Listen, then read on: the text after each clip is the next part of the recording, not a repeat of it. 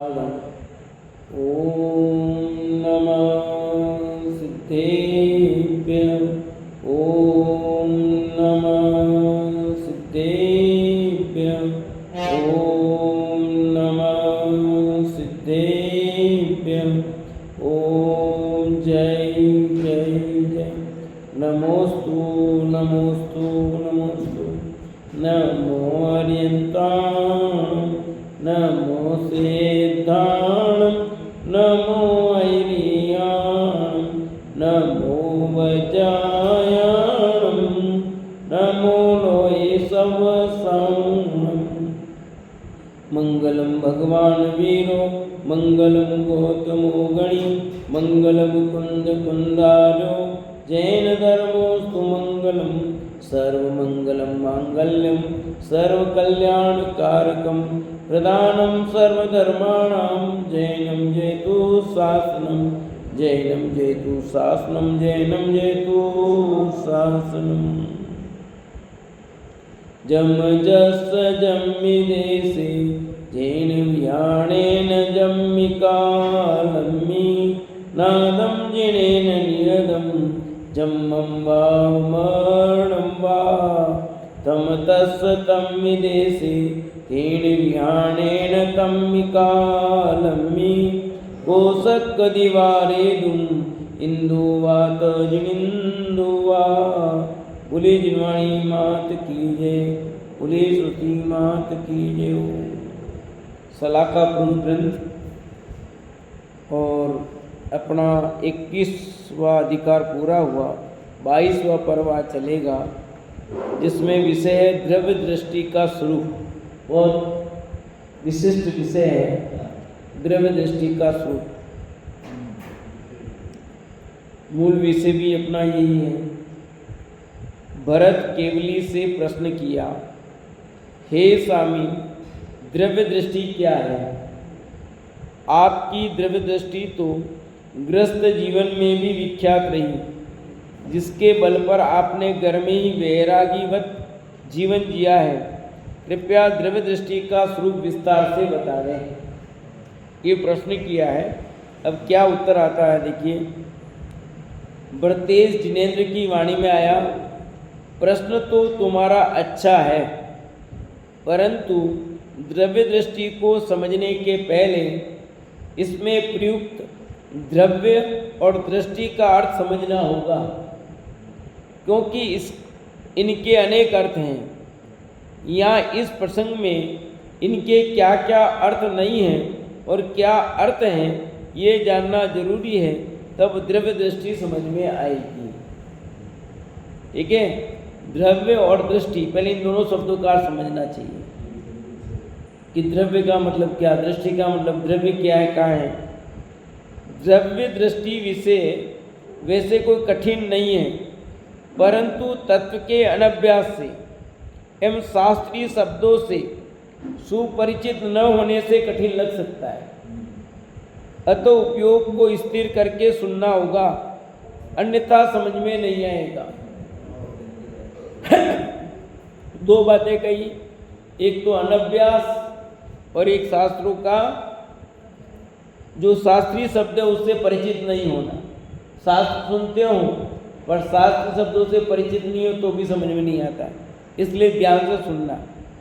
पहला देखो, द्रव्य शब्द के अनेक अर्थ होते हैं, उनमें एक अर्थ धन भी है, जिसके पीछे सारी दुनिया पागल हो रही है।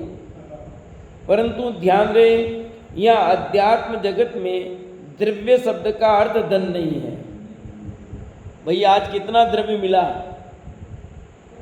ठीक है कि नहीं? तो द्रव्य माने धन को भी कहते हैं, और सारी दृष्टि लोगों की किस पे है?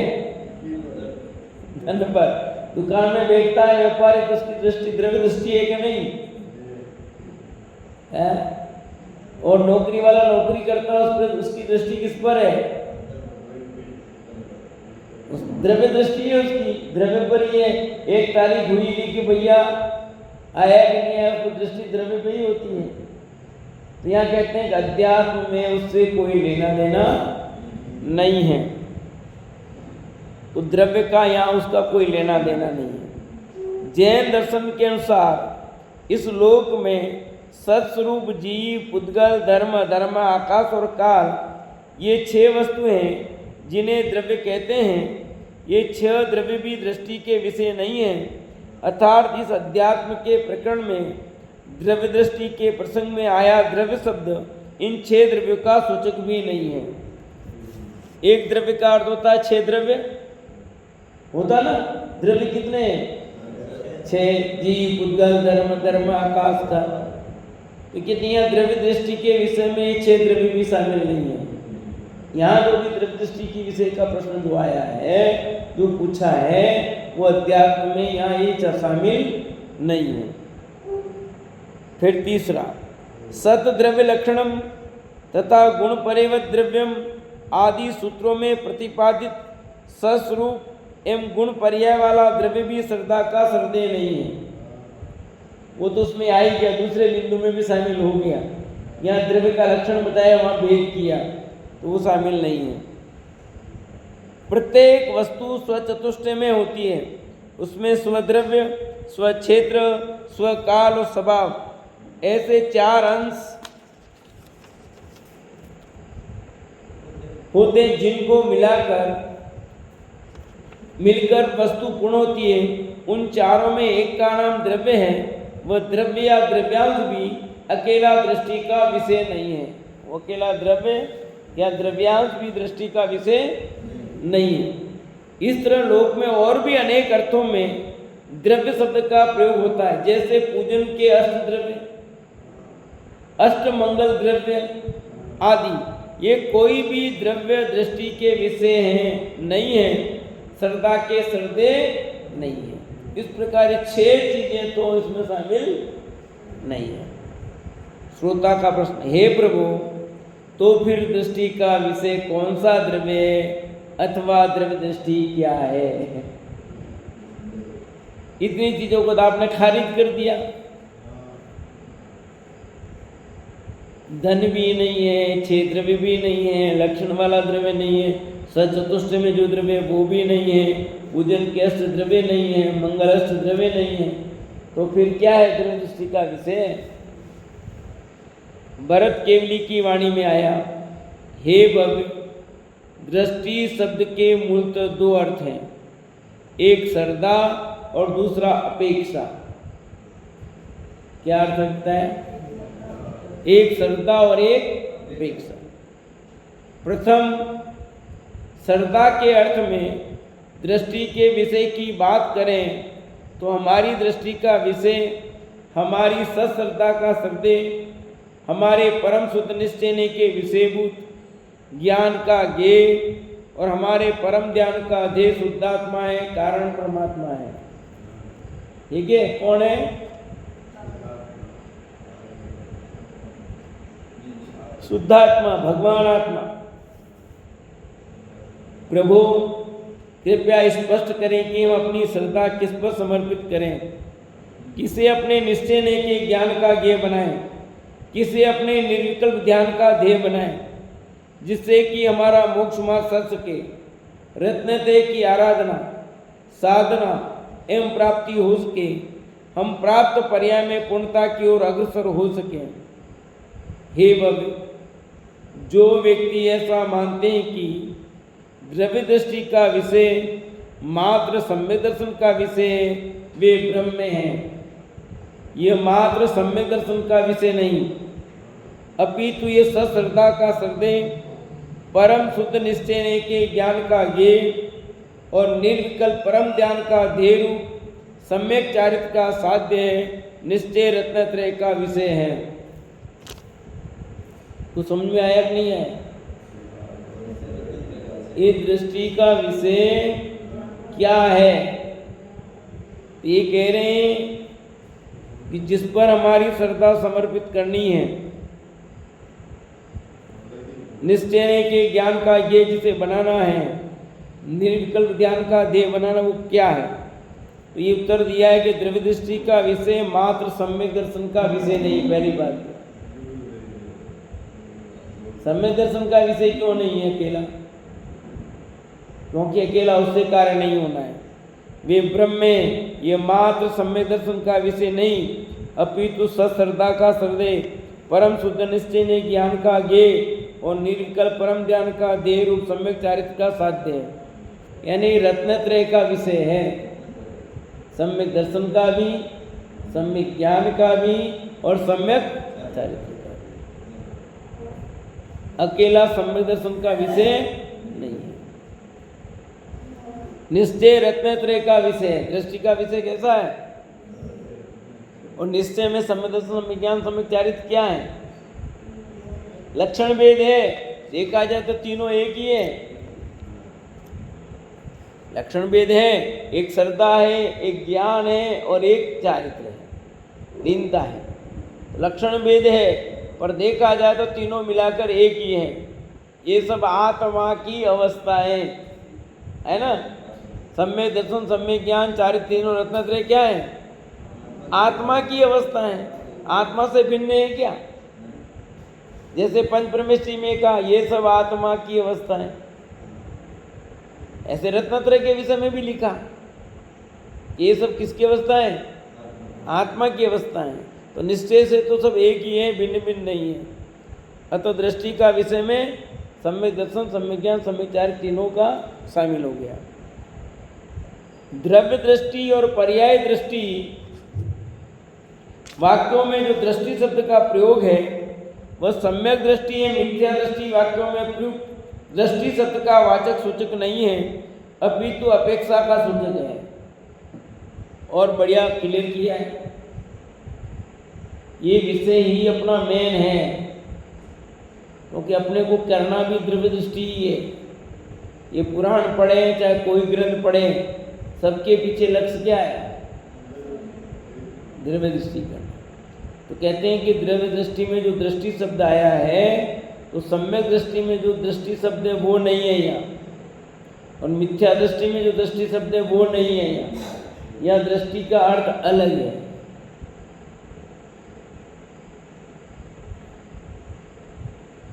क्या है कि अपेक्षा का सूचक है। किसका सूचक है? सम्यक दृष्टि में जो दृष्टि शब्द है वो श्रद्धा का सूचक है, और द्रव्य दृष्टि में जो दृष्टि शब्द है वो किसका सूचक है? अपेक्षा का सूचक है। द्रव्य दृष्टि अर्थात द्रव्यार्थिक न्याय की अपेक्षा से, और पर्याय दृष्टि अर्थात पर्यार्थिक न्याय की अपेक्षा से। क्लियर होगी बात? द्रव्य शब्द का अर्थ समझ में आया और दृष्टि शब्द का अर्थ समझ में आया कि नहीं आया?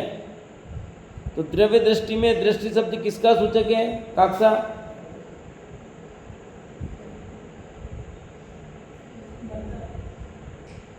बोलो, किसका सूचक है? नहीं, दृष्टि शब्द अपेक्षा का सूचक है। किसका सूचक है? अपेक्षा का सूचक है। ठीक है। द्रव्य दृष्टि में जो दृष्टि शब्द आया है वो श्रद्धा का सूचक नहीं है, वो अपेक्षा का सूचक है। इसलिए क्लियर करके उदाहरण देके समझेगा। द्रव्यार्थिक न्याय की अपेक्षा से, द्रव्य दृष्टि मतलब द्रव्यार्थिक न्याय की अपेक्षा से, पर्याय दृष्टि मतलब पर्यार्थिक न्याय की अपेक्षा से। श्रोता का पुनः प्रश्न, प्रभु यह तो जाना, परंतु शास्त्रों में बहुत सी अपेक्षाओं से पर्याय का वर्णन है, इसलिए द्रव्य दृष्टि के संदर्भ में पर्याय शब्द का भी यथार्थ अर्थ समझाने की कृपा करें। प्रश्न समझ में आएगा तो उत्तर समझ में आएगा। प्रश्न क्या पूछा? शास्त्रों में बहुत सी अपेक्षाओं से पर्याय का वर्णन है जगह जगह, इसलिए द्रव्य दृष्टि के संदर्भ में पर्याय शब्द का भी यथार्थ अर्थ समझाने की कृपा करें। पर्याय मतलब क्या? सुनो, पर्याय शब्द का अर्थ सुनो। जो जो वस्तु पर्यायिक न्याय का विषय बनती है उन सभी की पर्याय संज्ञा है। जो जो भी बनेगी, चाहे वो द्रव्य हो, गुण हो या पर्याय हो, ये यह समझना खास। चाहे वो द्रव्य हो, गुण हो या पर्याय हो। जैसे कि जो भारत का नागरिक हो वह भारतीय है, भले वो हिंदू हो, मुस्लिम हो, सिख हो, ईसाई हो, वैसे जो जो पर्यार्थिक नय के विषय में सब पर्याय है। पर्यार्थिक नय का जो भी विषय हो, चाहे द्रव्य हो, गुण हो, पर्याय हो, सब पर्याय हो। आए ख्याल में? उदाहरण किसका दिया कि जो भी भारत में रहता है, चाहे वो हिंदू हो, मुस्लिम हो, सिख हो, ईसाई हो, राजस्थानी हो, गुजराती हो, मराठी हो, पंजाबी हो, तमिल हो, कोई भी हो, सब क्या वो खत्म बात, वो भारतीय। इसलिए पर्यार्थिक नय जिसे विषय बनाता वो सब पर्याय। देखो, संपूर्ण जिनवाणी नयों की भाषा में निबद्ध है। नयों के कथन में मुख्य गुण की व्यवस्था अनिवार्य होती है। कभी किसी कथन को मुख्य किया जाता है और किसी को गौण किया जाता है, क्योंकि वे अनंत धर्मात्मक वस्तु का सापेक्ष कथन ही कर सकते हैं। वे प्रमाण की विषयभूत वस्तु के अनेक अनंत धर्मों को एक साथ नहीं कह सकते। जब भी कथन करेंगे तो किसी एक धर्म की मुख्यता से कथन होगा, दूसरा उस समय गुण होगा। जब दूसरे का कथन करेंगे तो पहले का गुण हो जाएगा। जो प्रमाण की वस्तु है उसे शब्दों से कह नहीं सकते, क्योंकि अनंत धर्मात्मक है। अनंत धर्म एक साथ कह ही नहीं जा सकते। कहे जा सकते क्या? नहीं कह सकते आप, क्योंकि एक को कहोगे दूसरा। अब आप सबके मैं एक साथ नाम ले सकता हूं। अब स्वागत करना है तो एक साथ स्वागत करेंगे कि नहीं करेंगे? बोलो। अरे किसी किसी का तो पहले होगा, उसके बाद दूसरे होगा। एक साथ हम सब स्वागत करेंगे, ठीक है, एक साथ स्वागत करेंगे, कहा एक साथ जाएगा, पर होगा तो एक एक करके क्रमश होगा ना। ये नहीं हम ऐसा करेंगे, 20 को एक साथ करेंगे, 20 लोग दूसरे रखेंगे और 20 को एक साथ में, तो अलग अलग व्यक्ति ने किया ना, एक साथ कहाँ हुआ? ऐसे ही जब भी कथन किया जाएगा तो उसमें तो भेद पड़ना ही है। अतः दृष्टि के विषय को समझने के लिए पहले में नयों की उन अपेक्षाओं को जानना होगा जो हमें दृष्टि के विषय को अर्थात सम्यक श्रद्धा के हृदय को, निश्चय ने के विषयभूत ज्ञान के ज्ञेय को और परम ध्यान के ध्येय को बताते हैं। क्या कहा? दृष्टि के विषय को समझना है तो हमें पहले उन नयों को समझना पड़ेगा जो क्या करते हैं, सम्यक श्रद्धा के हृदय हैं, निश्चय ने के विषयभूत ज्ञान के ज्ञेय और परम ध्यान को ध्येय बताने वाले जो नए हैं उनको समझना पड़ेगा। द्रव्य का स्वचतुष्टय स्वरूप यह ज्ञातव्य है कि प्रत्येक वस्तु यानी 6 द्रव्य अपने स्वचतुष्टय में होते हैं। 6 द्रव्य के क्या है? स्वचतुष्टय में। स्वचतुष्टय का अर्थ है वस्तु का स्वद्रव्य, स्वक्षेत्र, स्वकाल, स्वभाव। इन चारों सहित होने से ही द्रव्य को स्वचतुष्टय में कहते हैं। वस्तु इन स्वचतुष्टय में होने से ही सत है। स्वचतुष्टय अपने को पता ही है, द्रव्य, क्षेत्र, काल, भाव, है ना। 5 परावर्तन अलग है, यहाँ द्रव्य, क्षेत्र, काल, भाव। तो स्वक्षेत्र, स्वकाल आएगा, स्वद्रव्य आएगा, स्वभाव आएगा, और यही इन चारों सहित होने से ही द्रव्य स्वचतुष्टय में कहते हैं। वस्तु इन स्वचतुष्टय में होने से ही क्या कहलाती है? सत। सत द्रव्य लक्षणम। किसका लक्षण है? सत। द्रव्य का लक्षण क्या है? सत। सत माने है, सत्ता है, उसका अस्तित्व है। इस चतुष्टय में प्रत्येक के 2 भेद हैं, 2 भेद हैं। वस्तु का स्वद्रव्य सामान्य विशेषात्मक, स्वक्षेत्र असंख्यात प्रदेशी और अखंड, स्वकाल नित्यात्मक और स्वभाव एकानेकात्मक। ठीक है। प्रत्येक के दो भेद कर दिए, स्वद्रव्य का एक सामान्य और एक विशेष, स्वक्षेत्र के एक असंख्यात प्रदेशी और एक अखंड, स्वकाल के नित्य और अनित्य, स्वभाव का एक और अनेक। देखो, अपना आत्मा भी एक वस्तु है और द्रव्य है, इसके भी अपने स्वचतुष्ट हैं। सामान्य विशेषात्मक इसका द्रव्य है। द्रव्य कैसा है? सामान्य विशेषात्मक है। सामान्य गुण विशेष गुण है कि नहीं? असंख्यात प्रदेशी, अखंड इसका क्षेत्र है। असंख्यात प्रदेशी है, फिर भी कैसा ये? अखंड है। आत्मा के प्रदेश कितने हैं? असंख्यात। असंख्यात प्रदेश खंड खंड है कि अखंड है? अखंड रूप में रहते। उनको अलग कर सकते हो प्रदेशों को आप? पुद्गल के प्रदेशों को अलग कर सकते हो? प्योर पुद्गल द्रव्य एक प्रदेशी है, कैसे अलग करोगे आप? जो स्कंद है वो तो अनेक पुद्गल प्रमाणों का बना हुआ है, उसको आप अलग कर सकते हो तो वो अलग अलग ही है, इसलिए कर सकते हो। मूल पुद्गल द्रव्य जो अखंड है, एक प्रदेशी, उसको नहीं कर सकते आप। आत्मा असंख्यात प्रदेशी होने पर भी अखंड है, उसको खंडन नहीं कर सकते।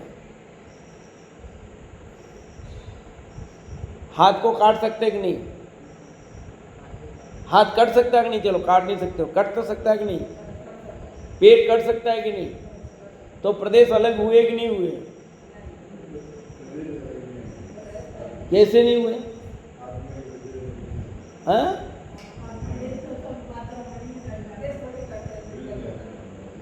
आत्मा के प्रदेश अलग नहीं हुए कि नहीं हुए? यद्यपि जब इसके साथ जुड़ा था तब तक इसके प्रदेश साथ में थे, पर अलग होने पर उसके प्रदेश संकुचित हो जाते हैं। क्या हो जाते हैं? संकुचन। कुछ देर के लिए लंबायमान होते हैं, लंबायमान होने के बाद में संकुचित हो जाते हैं। बीच में गैप नहीं होगा। जैसे पुतला निकला, यहाँ से सिर्फ वहाँ तक गया, तो आत्मा के प्रदेश यहाँ से विदेश क्षेत्र तक फैल जाएंगे, पर गैप नहीं होगा। बीच में गैप नहीं होता, यूँ कह रहा हूँ। पूरे की हर जगह प्रदेश व्याप्त है उसका। यूँ समझ आ रहा है आपको? ये समझो आत्मा यहाँ था, अब आत्मा यहाँ आ गया, आत्मा का एक भाग यहाँ आ गया, ठीक है? ये पुतला, तो ये पूरी लाइन पर आत्मा के प्रदेश यहाँ तक पूरे पूरे। ऐसे नहीं कि बीच में गैप, यहाँ से सीधा आ गया तो गैप हो गया, ऐसा नहीं होता है।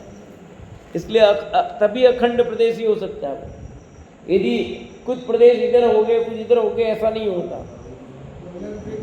यूँ समझो, जैसे जो देव हैं विक्रिया करते हैं तो अनेक शरीर बना सकते हैं। अपने शरीर से अनेक शरीर का निर्माण कर सकते हैं। तो मान लीजिए इतने शरीर बना दिए, तो इसके बीच में गैप होता होगा कि नहीं होता होगा? कैसे नहीं होगा? उसमें तो होता ही होगा ना। मूल शरीर तो एक रहा, वो तो ठीक है, पर इतने शरीर बनाए ना, 3 शरीर के अलग अलग शरीर दिख रहे हैं साहब। एक आपके घर बैठा है, एक यहाँ बैठा है, एक दूसरी जगह बैठा है, तो कितने प्रदेश अलग अलग हुए कि नहीं हुए? कि हाँ, तुम्हें दिखाई देते होंगे, पर आत्मा के प्रदेश इतने सूक्ष्म हैं कि वे आपको दिखने ही वाले नहीं है। समझाएंगे? बिल्कुल जुड़े हुए, सब शरीर जुड़े हुए, एक भी शरीर अलग अलग नहीं है। चक्रवर्ती 96,000 शरीर बनाता है, 96,000 महल में जाता है, तो 96,000 शरीर में पूरा वो आत्मा के प्रदेश अखंड रूप से व्याप्त हैं, कोई खंड खंड नहीं हुए। आया सुरेंद्र जी को समझ में? वो प्रदेश एक भी खंडित नहीं हुआ है, थोड़े इधर रहे, थोड़े। प्रदेश अखंड रूप से ही संलग्न रूप से व्याप्त हैं। प्रदेश जो थे ना संख्या, तो यूं लंबायमान हो गए वो, और एक गुण भी किसी में कम नहीं पड़ा। लोक पूर्ण समुद्र होता तो आत्मा का एक एक प्रदेश एक एक आकाश के प्रदेश पर व्याप्त हो जाता है, तब भी अखंड ही रहता है। लोकाकाश के एक एक प्रदेश पर आत्मा का एक एक प्रदेश व्याप्त हो गया, पर तब भी वो अखंड रूप से ही है, उसमें कहीं खंडपना नहीं है। इसलिए लिखा असंख्यात प्रदेश ही अखंड है। स्वकाल नित्य नित्यात्मक है, अपने काल में नित्य भी है और अनित्य भी है। परिणमन हो रहा है, पर्याय प्रति समय बदल रही है, इसलिए क्या है, अनित्य है। और अनित्य होने पर भी नित्यपना कायम है, वह का वही है। हाँ, अनित्य बड़ा भी नित्य है। हाँ, क्योंकि अभी बहुत पढ़ रहा हूँ, बहुत अच्छा विषय चल रहा है, आज ही पूरी हुई किताब बाबूजी की चर्चा। तो चलिए ना, आप लोगों ने पढ़ी कि नहीं पढ़ी किताब, भाग 1 और 2 नीलांबर। आत्मानुभूति का विषय बहुत अच्छा है, द्रव्य दृष्टि का विषय पूरा आया इसमें। नहीं पढ़ी हो तो पढ़ना, थोड़ा कठिन तो लगेगा आपको। हाँ, तो YouTube पे सुनना फिर, क्योंकि वो समझ में नहीं आएगा। वो बहुत गहराई की विषय लिया हुआ है, बहुत अच्छा विषय है और पढ़ना चाहिए।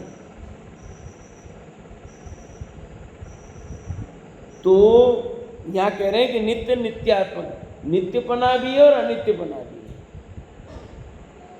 तो वहाँ पर्याय भी ध्रुव है, नित्य है।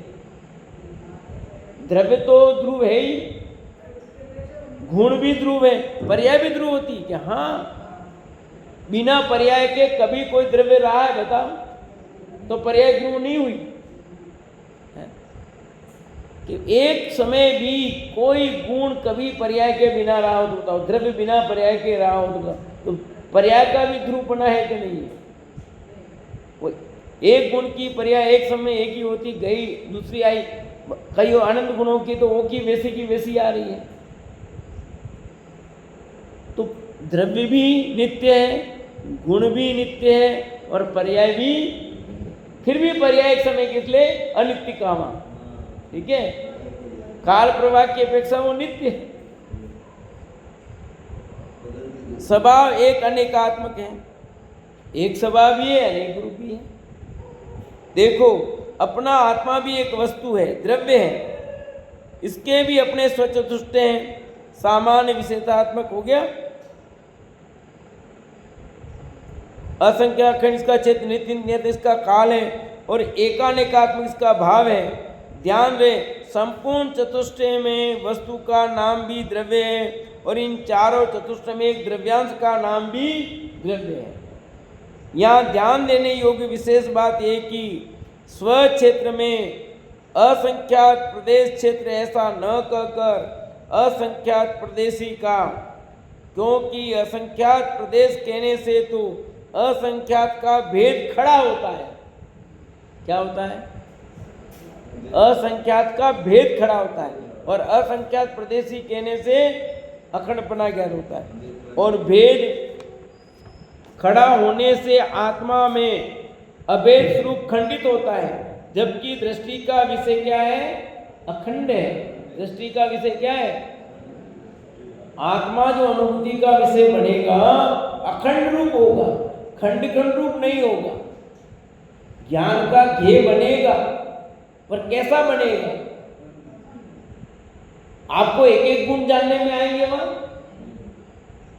कि ज्ञान है, दर्शन है, सुख है, वीर्य, ऐसे आएगा। वो अखंड आत्मा का आनंद आने वाला है। वो आत्मा, बस आत्मा का आनंद पान करोगे। अनंत गुण होने पर भी अनंत गुण के अखंड पने का आपको ज्ञान होगा, अलग अलग नहीं। देता मैं कई बार हलवे का उदाहरण कि हलवे में घी भी है, उसमें आटा भी है, शक्कर भी है, पानी भी है, अन्य मसाले भी है, सब, परंतु उस समय आप हलवे का अखंड आनंद लेते हो। पापड़ बनाने हो, उसमें चखना हो तो नमक कम है ज्यादा, फिर नमक पर ध्यान जाता है। पर पापड़ खाते हो तब अखंड पापड़ का ध्यान रखते हो कि मिर्ची, नमक अलग अलग।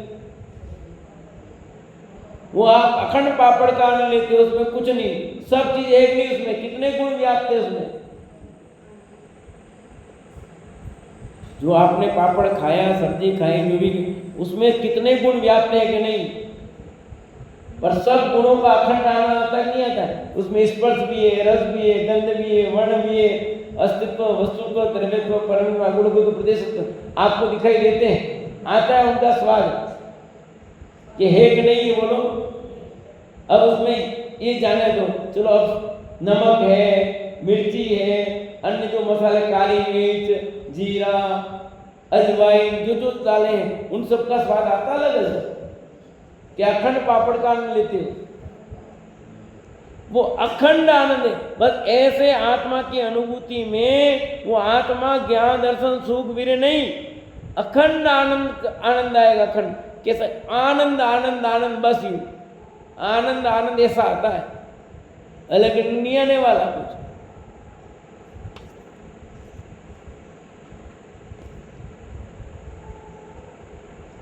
असंख्यात प्रदेशी के अखंड या अभेद का नाम ही वस्तु स्वच्छत्र है। इस तरह अनंत गुणों का अभेद आत्मा का स्वभाव है। अनादि काल से लेकर अनंत काल तक पर्यायों का अनुसूति से रचित धारा प्रवाहीपन आत्मा का स्वकाल है। क्या है? निरंतर अनंत काल से पर्याय, एक बात दूसरी पर्याय, पर्याय पर्याय, एक पर्याय से जुड़ा हुआ है, बिना पर्याय के कभी नहीं रहता, और पर्याय निरंतर होती रहती है। ये इसका स्वकाल है। इस प्रकार सामान्यात्मक, एकात्मक, त्रिकाली और असंख्यात प्रदेशी आत्मद्रव्य भगवान आत्मा कारण परमात्मा ही दृष्टि का विषय है, सत्सरता का श्रद्धेय है, निर्विकल्प ध्यान का ध्येय है। ये दृष्टि का विषय है। कौन? अपना भगवान आत्मा ही दृष्टि का विषय है, यही ध्यान का ध्येय है, श्रद्धा का श्रद्धेय है। इसके विपरीत विशेष, अनित्यता, अनेक भेद, अनेक और भेद, यद्यपि ये भी वस्तु के ही धर्म है, किंतु ये पर्यार्थिक नय के विषय होने से दृष्टि के विषय में सम्मिलित नहीं हो सकते। जो जो पर्यायथिक नय के विषय हैं वे भले द्रव्य या द्रव्यांश हो, गुण या गुण्यांश हो या पर्यांश हो, सब पर्यायी हैं, अतः यह दृष्टि के विषय में सम्मिलित नहीं होते।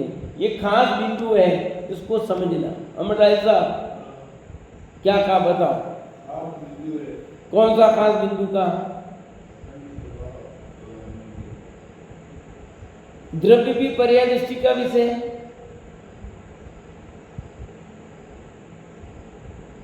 ये कह रहे, देखो इसको वापस पढ़ता हूं, समझो।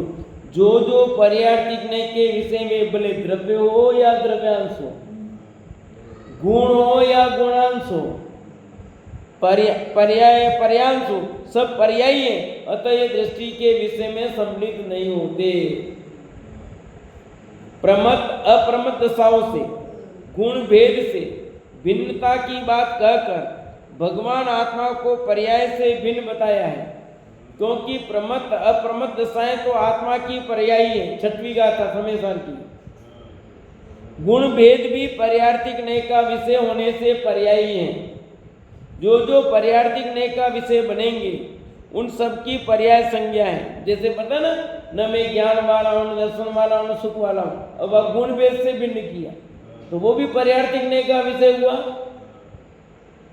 क्योंकि गुणार्थिक नाम का नय तो कोई है नहीं, और गुण भेद की मुख्यता के कारण उसको द्रव्यार्थिक नय का विषय बनाया नहीं जा सकता, क्योंकि द्रव्यार्थिक ना विषय तो द्रव्य का अभेद, अखंड, एक और सामान्य पक्ष ही बनता है। द्रव्यार्थिक नय का विषय कौन बनेगा? द्रव्य अभेद, अखंड, एक, सामान्य पक्ष ही बनता है। जितने भी भेद किए जाएंगे वो सब किसके विषय होंगे? पर्यार्थिक नय के विषय। व्यवहार ध्यान रहे, समय सार की 7वीं गाथा में आ गया। ये देखो, समय सार की 7वीं गाथा में भगवान आत्मा में विद्यमान गुणों का निषेध करना इष्ट नहीं है, क्योंकि अनंत गुणों का अखंड पिंड तो भगवान आत्मा ही है। निषेध तो गुणों का नहीं, गुण भेद का किया है। किसका किया है? गुणों का नहीं, गुण भेद का। क्योंकि गुण भेद पर्यार्थिकने का विषय होने से पर्यायी है। ज्ञान नहीं है आत्मा में, दर्शन नहीं है, सुख नहीं है, फिर सब है तो फिर क्या कि आत्मा ज्ञान मात्र ही नहीं है, आत्मा दर्शन मात्र ही नहीं है, आत्मा सुख मात्र ही नहीं है। आत्मा तो ऐसे अनंत गुणों का अखंड है। इसलिए वहां गुण भेद का निषेध किया तो पर्यार्थिक न्याय का विषय हो गया। किसका विषय हो गया?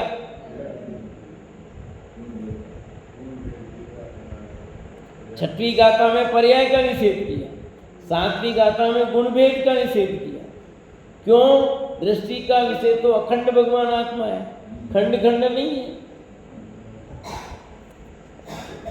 नहीं तो हाथी वाला उदाहरण दिया कि नहीं दिया? हाँ, अंधे व्यक्ति पुरुषार्थ सिद्धि उपाय में एक ने क्या देखा? पूंछ देखी, एक ने उसका पैर देखा, एक ने सूंड देखी, एक ने कान देखे, सब अलग अलग बात से। हाथी कैसा? सुपड़े जैसा। हाथी कैसा? रस्से जैसा। हाथी कैसा? खंबे जैसा। अब बोलो है हाथी? वो हाथी है कि नहीं है? तो हाथी ऐसा खंड रूप है, सुपड़े जैसा हाथी। पर यदि हम कान की तरफ से बात करें तो सुपड़े जैसा है, पूंछ की तरफ से बात करें तो रस्से जैसा है, पर सचमुच हाथी वैसा तो नहीं है। तो जब हाथी पूरा समझना है, अखंड हाथी, हाथी आज वो पागल हो गया हाथी पूरा। आज जगन्नाथ यात्रा में बहुत वहां पर अहमदाबाद में हाथी पागल हो गया। अहमदाबाद में एकदम उन्मत्त हो गया वो, और क्या पब्लिक को भगानी, इतना एक दो तो वो हो गए। जगन्नाथ यात्रा निकली अपने यहाँ भी निकली अहमदाबाद में, तो हाथी पूरा वो हो गया, उन्मत्त हो गया, एकदम बावला हो गया एकदम। अरे बहुत बुरी दशा हो गई। और इतना भगा, इतने भगे पब्लिक बहुत, तो एक दो तो वो हो ही गए, कितने घायल हुए, क्या हुआ, पर फिर भी कुछ। हाँ, तो इस अब वो हाथी समझना ना, तो अखंड हाथी दिखना पड़ेगा ना। अब फिर रस्से का ध्यान करोगे तो पूंछ वाला दिखे तो हाथी दिखेगा। तो अखंड हाथी ध्यान में आना है। दृष्टि का विषय पूंछ, हाथी दिखता है तब पूंछ नहीं दिखती, कान नहीं दिखता है, तो सब पर दिखाई क्या देगा? हाथी। बस सब आ रहे हैं उसमें, अखंड हाथी। जैसे आप अभी बैठे हो, आपने अपने पिताजी को देखा कि नहीं देखा था? देखा ना? तो आप अपने पिताजी तो कैसे देखते हो? आप कान देखते हो पिताजी के, हाथ देखते हो, दांत देखते हो, क्या देखते हो? अखंड पिताजी दिखाई देते ना। अभी आपके पिताजी का चेहरा एकदम ध्यान में आ गया नहीं गया पूरा? पिताजी कहते हैं तो आपने अखंड पिताजी का आनंद लिया, उनके नाक का, कान का, हाथ का, दांत का, पैर का, क्या लिया बताओ? बस ऐसे अखंड आत्मा का आनंद लेना पड़ेगा। वो एक एक चीज थोड़ी आएगी वहां। प्रश्न, यदि दृष्टि के विषयभूत आत्मा में पर्याय सम्मिलित नहीं है तो फिर आत्मा के द्वारा जानने का काम भी संभव नहीं होगा, क्योंकि जानना तो स्वयं पर्याय है। जानने रूप पर्याय के कारण ही तो आत्मा को ज्ञायक कहा जाता है। जब आत्मा में न ज्ञान है, न दर्शन है, न चारित्र है, वह तो उसके ज्ञायकता कैसे संभव है? प्रश्न जोरदार है, साथी का था, ठीक है ना? यदि दृष्टि के विषयभूत आत्मा में पर्याय सम्मिलित नहीं करोगे तो जानती तो पर्याय ही है। दृष्टि का विषय बनाएगा कौन? पर्याय। पर वो पर्याय कैसी हो जाती है कि वो द्रव्य रूप होकर के बोलती है। बहुत अच्छी तरह से युगल जी ने उसमें खोला है, पढ़ना चर्चा है ना। मेरा विचार इसके बाद उसको स्वाध्याय में ले, ऐसा विचार है मेरा। और किताब भी मंगा लें और तो सबके हाथ में रहेगा तो पढ़ने में अच्छा रहेगा।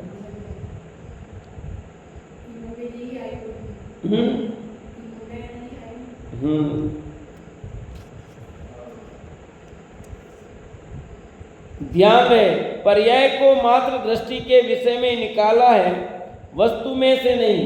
क्या कहा? उत्तर चल रहा है। ध्यान रहे, पर्याय को मात्र दृष्टि के विषय में से निकाला है, वस्तु में से, द्रव्य में से भी नहीं। गौण करने के अर्थ में ही पर्याय के अभाव की बात कही गई। गौण किया है, नाक को हटाया नहीं, आंख को हटाया नहीं, दांत को, कान को, किसी को हटाया थोड़ी है, तो सब अपनी जगह। बस उसको जब हम बिंदी लगानी थी यहाँ पे तब इसको ही देखा था, आंख में काजल लगाना था आंख को ही देखा था, नाक में से कुछ देखना तो नाक को ही देखा था। पर अभी हमको अखंड,